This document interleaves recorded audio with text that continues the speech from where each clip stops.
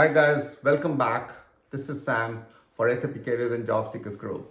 Today we're going to talk about the lifetime earning of a SAP consultant versus a non-SAP consultant. So an SAP consultant or a non-SAP consultant, which could be from any line of business, both of them work in a department or in a business area. For example, finance and human resource are evergreen and they're across all the industries.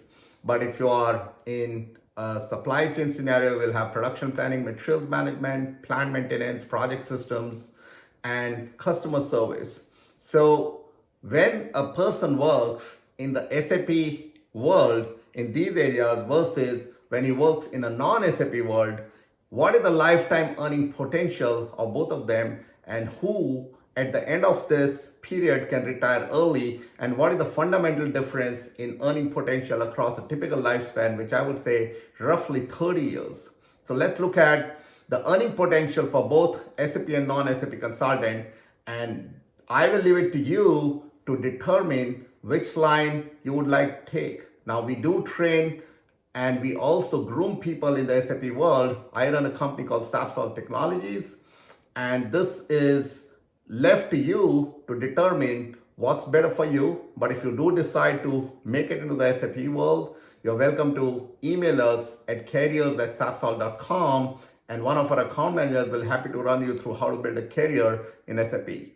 But let's look at the earning potential, lifetime earning potential, which, and I'm saying lifetime here, is considered roughly 30 years. And I'm going to talk about 30 years potential.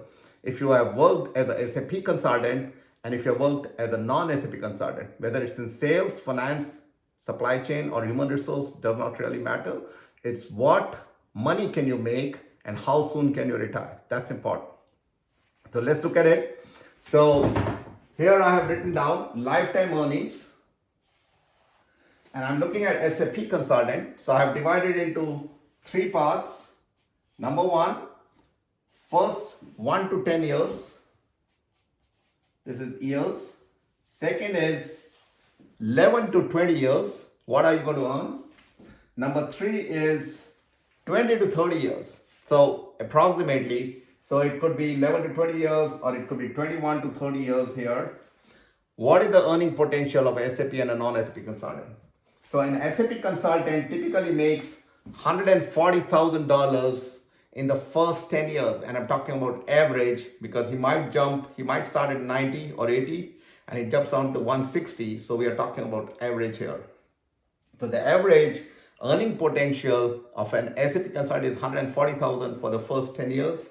A non-SAP consultant, whether you are in sales or you are in the warehouse, supply chain, or production planning in the shop floor, you will be making roughly 80,000 per year for the first 10 years. And I'm thinking you would start at around 50 to 60,000, it'll go up to 100, 110,000, but average earning is 80,000. Then 11 to 20 years, an SAP consultant will make 180,000 average, so 140 to 220 kind of range. So he'll make roughly 180,000 per year for the next 10 years, 11 to 20 years. A non-SAP consultant make around 120,000, and I'm not including bonuses and commissions in any of these, so it's just the base salary. Then the next third slot of your life career, which is the third decade, which is 21 to 30 years, an SAP consultant would be a leader or an architect or a director. He will make roughly $240,000. A non-SAP consultant as a director or VP is expected to make around $180,000 in, let's say, warehouse head or a production head. You're expected to make around $180,000. But the SAP consultant, because he is not only doing the business side consulting, also doing the technical side consulting, we expect him to make $240,000 per year. So again, first 10 years, SAP is $140,000. Non-SAP is $80,000. Second 10 years, SAP is $180,000. Non-SAP is $120,000. Third 10 years, SAP is $240,000. Non-SAP is $180,000. So over the life of 30 years, an SAP consultant will make $5.6 million, right? Or $5,600,000, $5.6 million. A non-SAP consultant will make $3.8 million, which is A and B. Now, if I subtract the difference, SAP consultant exceeds his lifetime income by 1.8 million over that of a non-SAP consultant, which is making $3.8 million. And in terms of percentage, it's roughly 40 to 50%. I've written here 47, but roughly 40 to 50%.